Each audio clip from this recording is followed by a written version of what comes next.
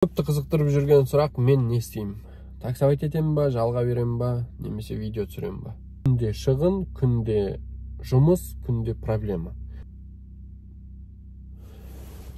Осы уақытқа дейін менің қолымнан бір 40-қа жуық машина өтіп кетті. Машина аренда беру тиімді ма, тиімсіз ба? Мен колодка ауыстырған кезде, мына машинаны салоннан алдым, колодкасын ауыстырып жатырмын деген кезде үстімнен күлгендер болды. Енді сен моторды, Nexia-ның моторын сала сал, 4K-ның моторын сала сал дегендер. Ассалаумағалейкум достар, каналға қош келдіңіздер, сіздермен бірге Мұрат. Достар, көп сұраққа жауап беретін уақыт келді. Қазір бұл не үшін айтып жатқан барлығын түсініп аласыздар. Осы уақытқа дейін мен көп жұмыспен айналыстым. Білесіздер, мен таксовать етемін. Көп адам сұрады осы уақытқа дейін. Кеше де сұрады, бүгін де сұрап жатыр. Мәке, сенің негізгі жұмысың не? Ең бірінші жұмысың не? Таксадан басқа жұмыспен айналысасың ба? Деген сұрақтар толып жатыр. Себебі, білесіздер, мен көбінесе автосалондарда жүрем. Автосалондардан машиналарды алам.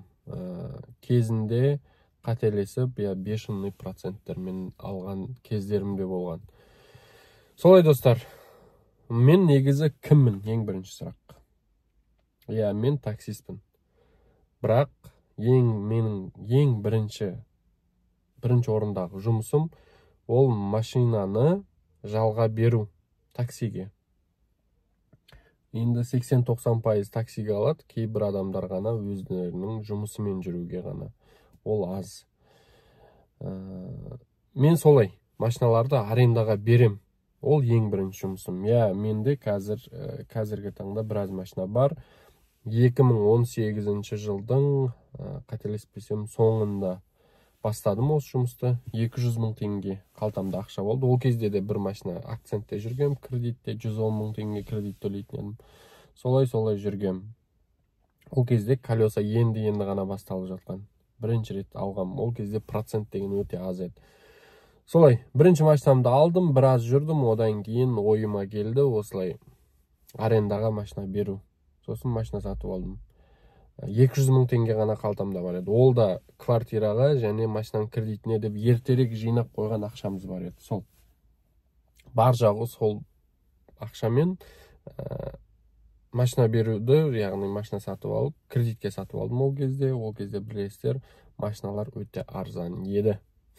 Мен бірінші машинамды 2.850 алдым, одан кейінгісін 2.750 алдым, одан кейін 2.820, 3 миллионға дейін алып келдім да, сосын 2018-19-да 3 миллионға қымбат болып жатыр деп арасында Nexia-ларды алғанда кезім болды. 950 мың, 1 миллион, 200 мың теңгелік Nexia-ларды алғам.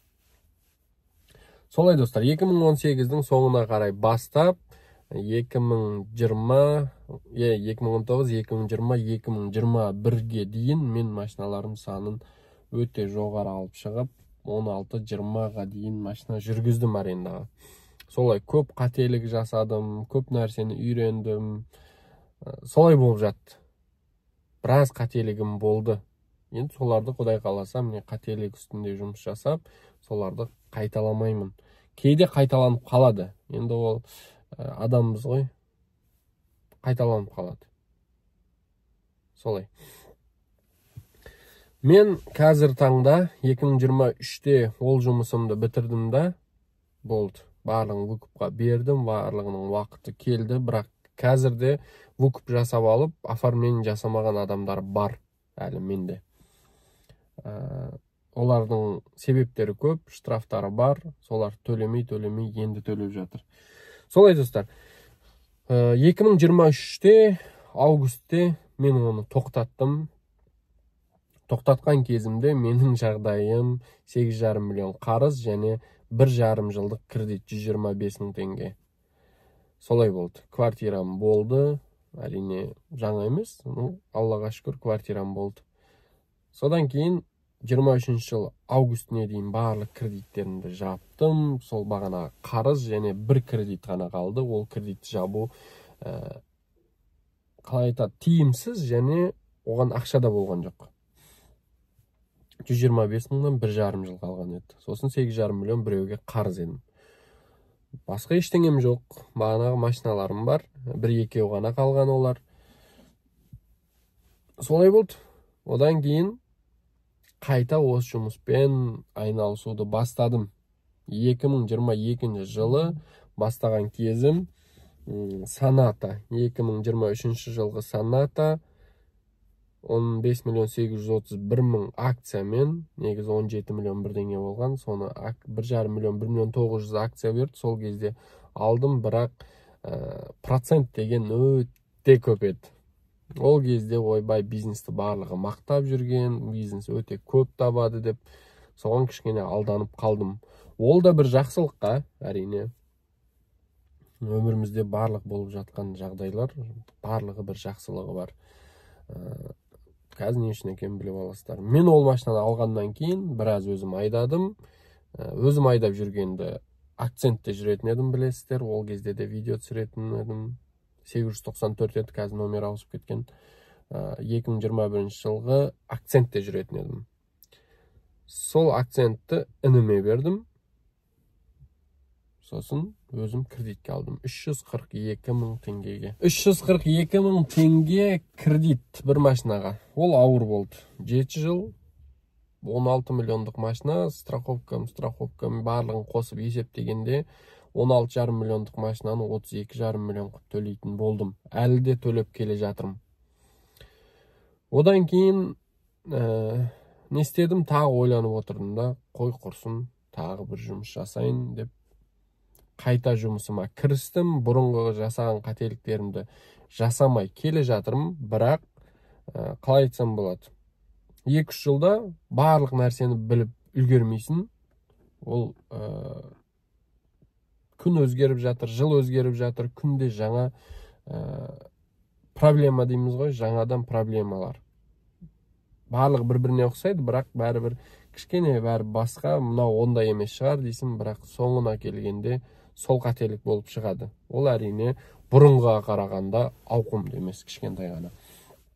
Солай, қазіргі таңда 1,5 жыл болды ма, 2023 жылдың 22 августында алған болсам, қазір 24-тің 11 айы.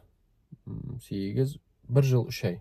1 жыл 3 айда Санатадан кейін біраз машина сатып алдым. Ол машиналар рассрочкаға да бар, кредитке де бар.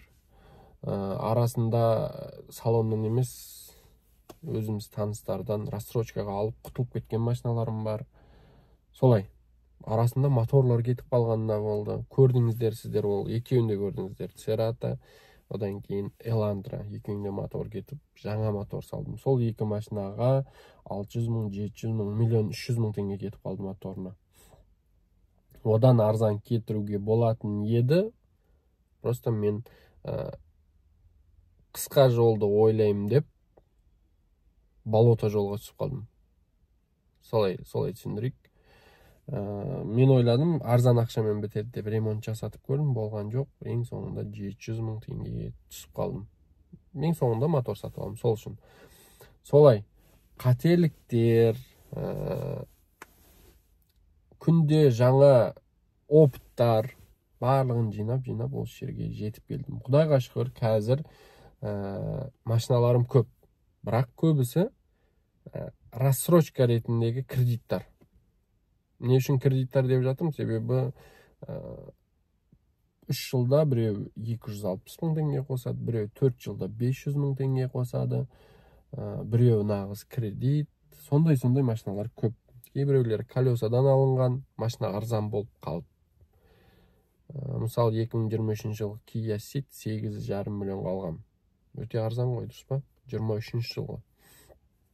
Сондай машиналарды алған жерлерім бар. Енді мен бұлардың барлығын не үшін айтып жатырмын, достар? Осы уақытқа дейін барлығы сұрады. Мұрат, сен не істейсің? Менің, яғни қазіргі таңда ең бірінші жұмысым машинаны жалға беру. Егер соларға бірдеңе болса, таксамды, басқа жұмысымды барлығын тастайым. Бірінші болып соларды жолға қоям. Менде машина сынып қалса, бір күн, көп болса 2 күн тұру керек, және үшінші күні жолға шығып кету керек, және ақша табу керек. Себебі әлі мен олардың барлық ақшасын құтылып біткен жоқпын. Дұрыс қой?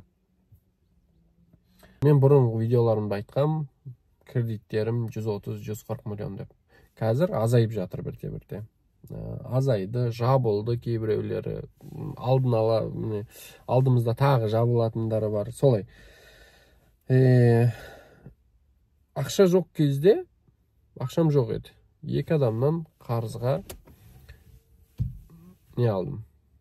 Кішкене ақша алдым да, солай бастап кеттім қайтадан. Қарызға алам, құтылам, қарызға алам, құтылам, қарызға алам, құтылам. Ол первоначальныйсы, білесіздер ғой. Солай. Біраз жерді көрдім. 24 ай рассрочка дегендерді көрдім. Кобальт өзіміз ғой деген программаларды көрдім. Халық банктан 0,1%-тен 16%-ға дегендерді көрдім. Білесіздер, мен автосалонда көп жүрем.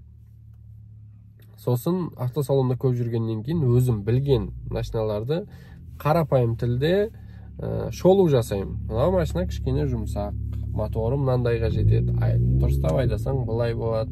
Мына универсал, өзім қызығам, білесіздер, универсалға. Кейбіреулер айтады, сен машина жөнінде ештеңе білмейсің дейді. Кейбіреулер жамандайды, кейбіреулер рахмет айтады. Мен андай механик, немесе мастер бірдеңелер емеспін. Мен мотордың ішінде не болып жатқанын білмеймін. Бірақ қандай моторлар жақсы екенін естігем. Мысалы, MPI, GDI-ға қарағанда MPI жақсы дейді. Себебі ол GDI майды таңдайды. Яғни жақсы оригинал майдаларды құймасаңыз, кейін май жеп кетеді.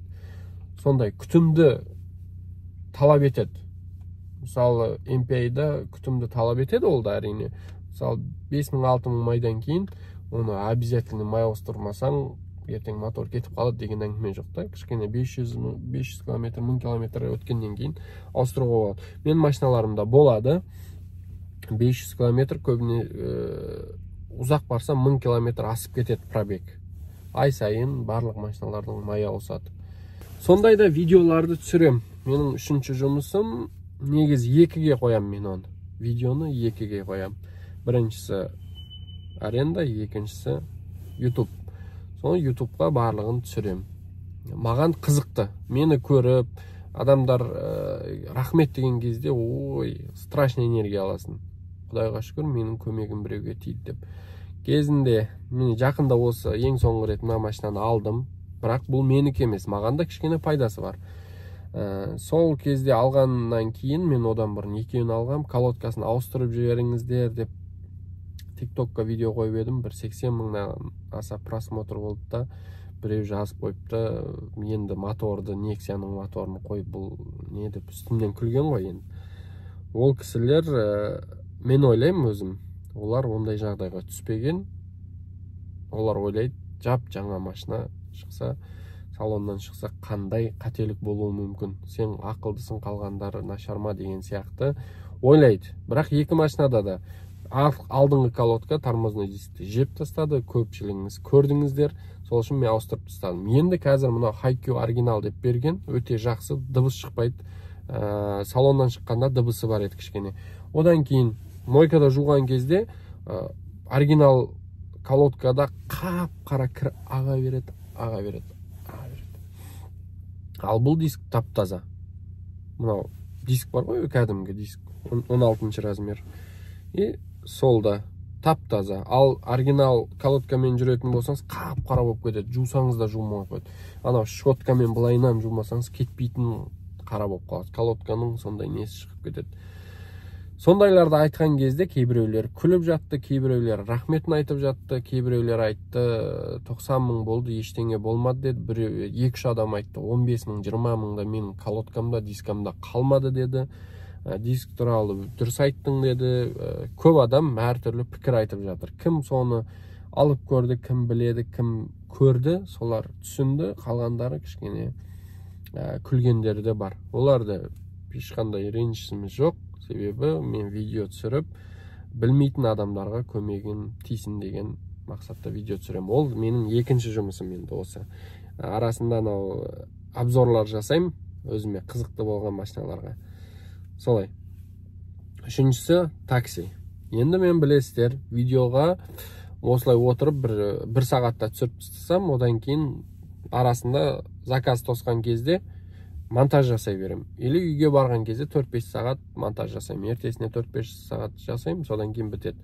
Үшінші жұмысым такси. Такси ол кейбіреулер для души таксовать етемін дейді. Жоқ, мен для души таксовать етпеймін. Егер амалым болса, таксовать етпейтін едім. Тек қана осы ютубқа, тиктокқа, инстаграмға көңіл бөлетін едім. Қазір менде мүмкіншілік кішкене аздау, себебі бағана қарыздарым әлі де бар, жоқ емес. Құдай қаласа, олардың барлығы осы Алланың қалауымен, әрине біз план жасаймыз. Өзінің Алла жіберген сынақтарынан өтіп, барлығы өз ойымыздағыдай болып тұрса, арасында кішкене барлығын көтереміз, кейде моторлар кетіп қалып жатады, оны вообще ойламаймыз.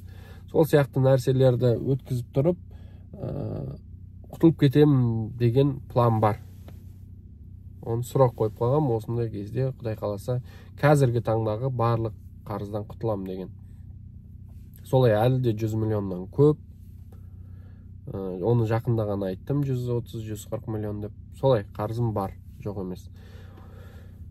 Соны құтылу үшін мен үшінші таксині жұмыс істеймін.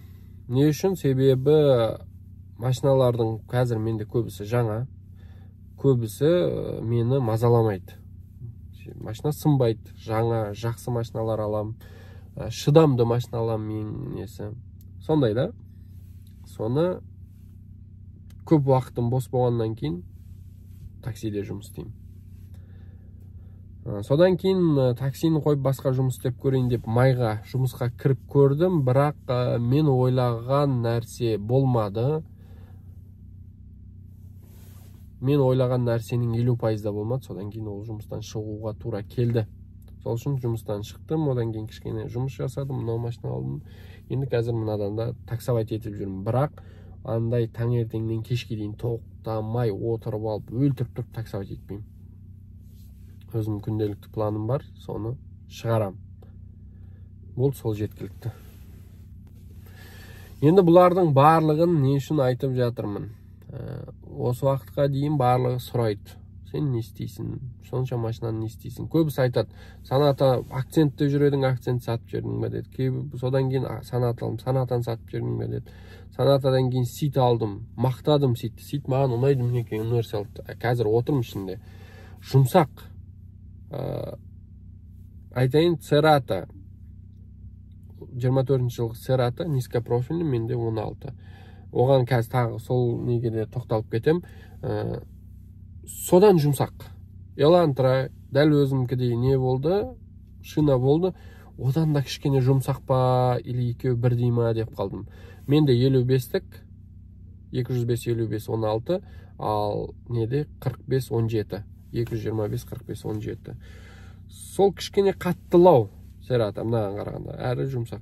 Біз ойлағанбыз, мынау универсал, сол үшін жұмсақ деп. Жоқ, бұл ұзын емес екен. Цератадан қысқа екен, 5 сантиметрге қысқа екен. Сенесіздер ме? Универсал Kia Ceed Цератадан 5 сантиметрге қысқа. Доңғалық базасы да 5 сантиметрге қысқа. Біз сол үшін жұмсақ деп жүредік, ұзын деп. Жоқ, ұзын емес екен. Сол үшін осы машина маған ұнайды. Сол үшін алам. Енді салонында қателіктер бар, оны айтып өтіп кетейін. Стойка стабилизатордан кішкене дыбыс шығады. Ол 4-ақ мың теңге тұрады. Сол үшін алам да. Колодка 10 мың теңге тұрады. Мотор, коробка, электроника, машинаның кузовы, барлық жері ұнайды. Анау мелочтарды өзім ауыстырып жіберем. Себебі қазір минус шығып атқан машинаның өзі жоғау. Қытайлықтарды көріп атыстар. Қанша қатып қалып жатыр, сынып кетіп жатыр, айырылып кетіп жатыр. Электроникасы көбісінде өшсе қосылмайды, қосса өшпейді, сондай болып қалып жатыр. Оның қасында тәуір. Содан кейін тарифке де қарайым қазір. Қандай тарифке кіреді, сол тарифке кіретін ең арзан машина деп. Сол үшін осындай машина аламын. Мына видеоларды кішкене кесіп алып жатырмын, себебі қазір монтажда қиналамын, егер кесіп алмасам да. Сол үшін видеоны тоқтатып, сосын қосып алып жатырмын. Енді айтайын. Сол мен арендаға берем дегеннен бастап, осы YouTube'дан қанша адам менен келіп, арендаға машина алды. Группадағылар мені біраз адам таниды, Құдайға шүкір. Таксиде, қазір Астанада таксиде бір 80 демей ақ қойын, 60-70% адам танитын шығар. Мәке, YouTube, TikTok, арендаға машина беретін Мәке десе көбісі таниды, Аллаға шүкір. YouTube'да да біраз просмотрларымыз бар. Солай. Айтып жатқаным, мен арендаға берем дегеннен бастап, комментария, номерді сұрау деген өте көбейіп кетті. Бірінші, сұрағандар басында арендаға береді екенсіз, мен кредиттен қиналып қалдым, не істесем болады деп біраз адам сұрады. Номер жазам, біраз адам хабарласты, жазды, WhatsApp-қа жазды. Көбінесе WhatsApp-пен сөйлесем, себеп бір-екі адаммен телефонда да сөйлестім. WhatsApp-пен түсіндірем. Соның жағдайын түсінем, білем не болып жатыр. Одан кейін соған не жақсы барлығын айтып көрем, бір-екі нелерді. Барлығын айтып, көмектескен адамдар да болды, көмектесе алмайтын адамдар да болды. Солай болды. Одан кейін кредитті төлей алмай жатырмын дегендер көбейіп кеткеннен кейін, Мейірбек деген немізде бар, кредиттеріңіз жауап береміз деп келді. Ол кісі де өзінің пайдасы бар, әрине, сізге де пайдалы. Ол не үшін пайдалы, кішкене қысқаша айтайын, себеп көрмегендер болуы мүмкін. Сіз кредит төлей алмай жүрсеңіз, бір айға дейін просрочка болса, ол машинаңызды алады да, сол просрочканы төлеп, содан кейін ай сайынғы кредит төлейді. Ол договор бойынша ол кісі алады да, мен сияқты таксиге арендаға береді.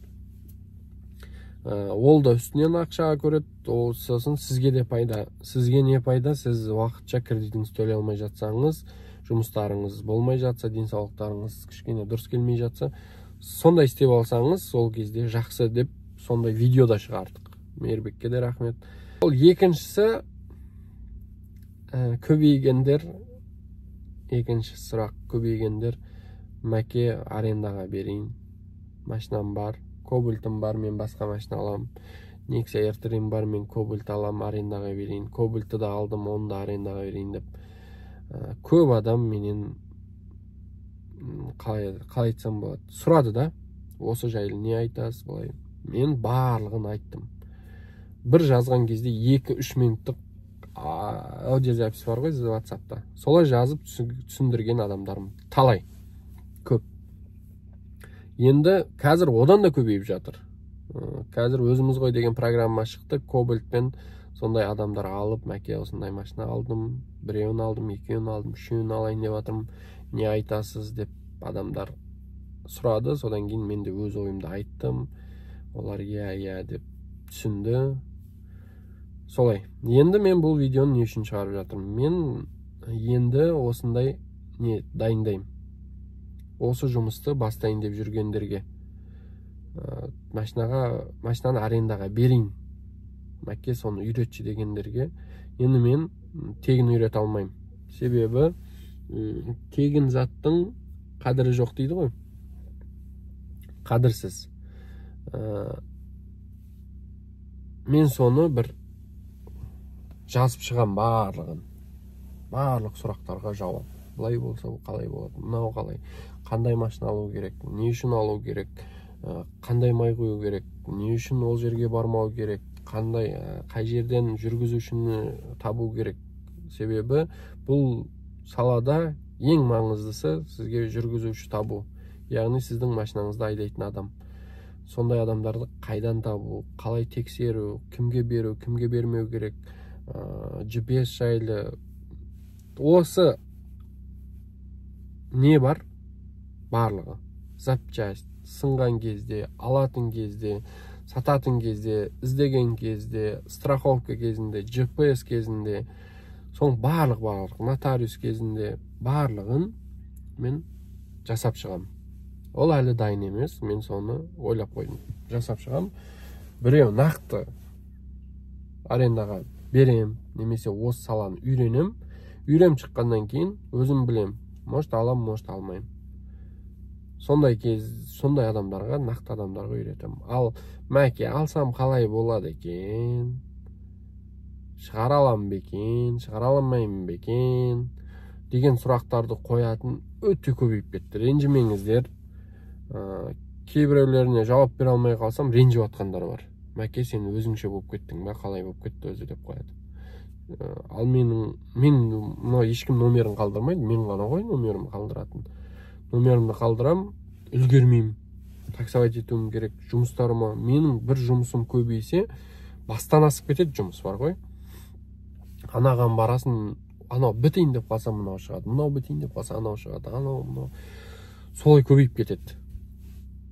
Сосын өзімде күнделікті бензиніме таксовать етуім керек. Күнделікті хотя бы осы мініп жүрген машинамы өзіме де аренда қойып қойғам. Себебі бұл машинамда кредиті бар. Арендаға берсем мынандай болатын еді. Өзім кішкене аренданы аз төлеймін, бірақ ақшаны шығарайын деген өзімде де пландар бар. Сондай кездерде жауап бере алмаймын. Сосын туысқандармен, таныстармен сөйлесесің, астында қалып қояды, сосын ренжиді көріп қалған кезде. Мәке сен что-то өзінше болып кеттің, жоқ, Құдай өзі сақтасын, ондай өзімшелік жоқ, барлығын сыйлаймын, барлығын құрметтеймін, барлығымен тіл табысуға тырысам, бірақ мені жаман көретіндер де бар. Білмеймін не үшін екен, әрине барлығына ұнауға міндетті емеспіз, бірақ тырысамыз. Мен ол адамның мінезімен өмір сүре алмаймын ғой, дұрыс па? Сол сияқты ғой. Солай достар, мен дайындаймын, ол аз емес. Не үшін дайындаймын? Себебі мен қанша қиындықтан өттім осы уақытқа дейін. Карантин кезінде мен 5,5 миллион теңге ақша қосып жіберді. 5,5 миллион мен 6,5 миллион арасында барлық машина кредитте, барлық машинаға отсрочка алдық, себебі барлық адам тоқтады. Мәке не істейміз, Мұрат не істейміз, болды, тоқтатты, бізді тоқтатып жатыр, машинаны алып қоям деп жатыр. Болды, тоқтаңыз, біз отсрочка алдық, машинаны қойыңыз, 2-3 ай ешқайда шықпаңыз деп адамдармен келісіп солай істеген кезде ең соңында білдік. Отсрочка ол негізгі кредитке ғана отсрочка екен, проценті жүре береді екен. Ол процент 3 айға бірдеңе барлық машинаға қосылып кетті. Сонымен ең соңында есептеп шыққанда менде 5,5 миллион жай ғана қосылып кетті. Сондай минусым болды. Одан кейін жүргізуші таңдағанда өте көп қателік жасағам. Ол солардың, одан кейін страховка жасаған кезде, страховкадан ақша шығарған кезде, ДТП болған кезде не істеу керек? Солардың көбісінде қателік жасағам, әр қателігім миллион жарым, бағанаға 6 миллион. Сондай болғанда менің әр қателігім, әр опытым сондай ақша тұрған. Ешқайсына өкінбеймін. Аллаға шүкір, барлығы бар. Барлығынан өтеміз. Алла күш қуат берсе, әрекет жасаймыз. Берекет Алладан. Солай, тоқтамаймыз, жұмыс істейміз. Осылай көп адам егер бастаса, осындай қателікке кіруі мүмкін. Мен өзім 2-3 адам 100% білем, 100%-ға білем. Олар бастап 5-6 машинаға жеткізіп, қайтадан жауып, қарыз болып қалғандары бар. Әрең өзден өзі жапқандары бар. Сондай адамдарды 2-3-еуін точно білем. Ондай адамдар көп деп ойлаймын. Себебі өз қателігінің үстінде жұмыс жасамаған. Машинаны арендаға беріп қойған болды. Болды, барлығы жақсы деп ойлайды. Болды, ақша түсе береді деп ойлайды. Жоқ. Күнде шығын, күнде жұмыс, күнде проблема. Соның барлығын шешіп, жолын таба алған осы жұмыспен айналысады. Сондай, осының барлығын сіздер қателік жасамау үшін мен дайындаймын. Оны ой барлығыңыз кіріңіздер, акция болып жатыр, сіздер сатып алыңыздар, анау мынау жоқ менде. Кім шынымен желаниясы бар, сол адам сатып алады, мен соған жеке-жеке жұмыс жасаймын. Егер ол адам менімен сөйлесіп, барлығын сатып алып, не істегеннен кейін, машина сатып алғаннан кейін, жүргізуші таңдасып берем, тауып берем дегенде, өз табады, үйретем қалай табу керек екен, өз табады, мен документтерін тексерем, былай барлық. Адамдармен сөйлескен кезде де уже былайын айтканда сол сфераның психологы болып кетесің. Адамдар келеді, ой, вәделерді. Адамдар келеді да көп нәрсе айтады, ой, мәке, мен былай істеп жүрем, сен вообще уайымдама деген сияқты. Одан кейін соңында бағанадай болып шығады. Сол үшін осындай 5 миллион, 1 миллион, 500 мың, немесе осы жұмысты бастағаннан кейін жұмысыңыз тоқтап қалмау үшін осындай жұмыстарды қателік жасамағыңыз келсе, осы сабақты үйретем. Соны дайындаймын мен. Біраз нені ойлап дайындап қойған, бірақ әлі толық емес ол. Сол үшін кім өтініш, енді менде дұрыс түсініңіздер, өтініш, сіздер маған жазбаңыздаршы. Сіздер маған жазасыздар, мен түсіндірем. Ол толық түсіндірмеймін ол жерде. 2 минут, 3 минуттық 10 запись, ол толық жеткілікті емес. Өткенде бір ағамыз келді, осындай санатаны арендаға берейік, себебі кредитке алдым. Одан кейін кішкене қиын болуы мүмкін.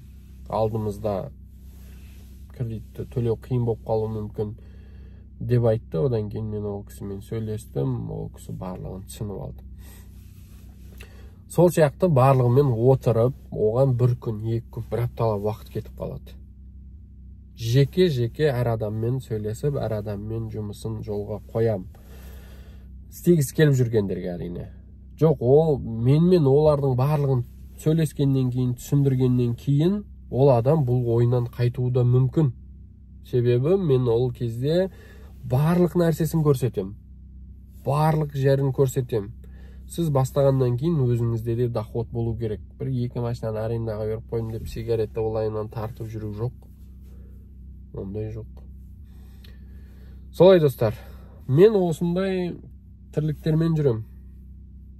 Көбісі таксист деп ойлайды. Енді таксовать етем. Біраз ақша да табам таксиден. Бірақ ең бірінші орынға қоятыным жалға беру машинаны. Жалға бергенде де менен жалға алған адамдардан сұрасаңыздар болады, қалада ең төменгі баға деп айта алам. Солай деп айта алам, 2018-де мен акценттерді алған кезде, 2018 жылдың соңына қарай акценттерді алған кезде, Астана қаласында аренда беру деген үлкен компаниялар жоқ еді мүлдем. Бір адам 14 берем, Audi берем, Priora берем, Nexia берем. Кілең сондай машиналар еді. Мен акцент берген кезде 2018-де алам. OLX-ке қоятын едім. Ол кезде ешқандай мынандай YouTube, Instagram, TikTok деген жоқ. OLX-ке қоям, таңертең қоям, кешкісін алып кетеді. Себебі мен машина алған кезде өте қатты таңдайтын едім.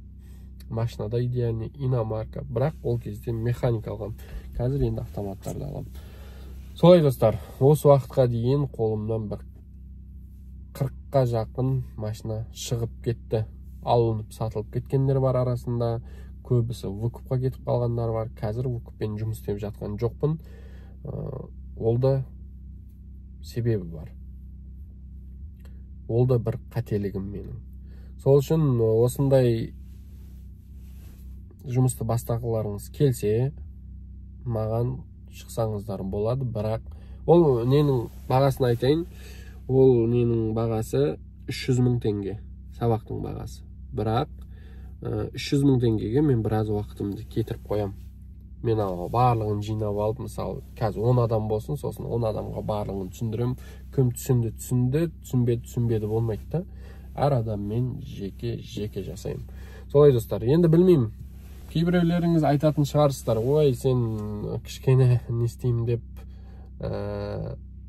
сабақ үйретем деп, анау-мынау. Жоқ, осы уақытқа дейін мен 20 мен 30 арасында адамдарға осы салада түсіндіріп тастадым. Барлығы емес, әрине, толық емес, бірақ бағанағы айтқандай көбісіне 4-5 минуттап жазған запистерім де бар. Көбінесе 2-3 минуттап запистар. Бір жазам былайынан кетеді, бір жазам былайынан кетеді. Себебі барлығын айтып үлгеруім керек, анау адам түсінбей қалмау керек та. себебі ертең мәке сен мынаны былай деп едің, қалай болады деп. Қалай достар? Рахмет барлықтарыңызға. Мінекей енді біліп алдыңыздар деп ойлаймын. Мен кім болып жұмыс жасаймын? Мен осылай жұмыс жасаймын.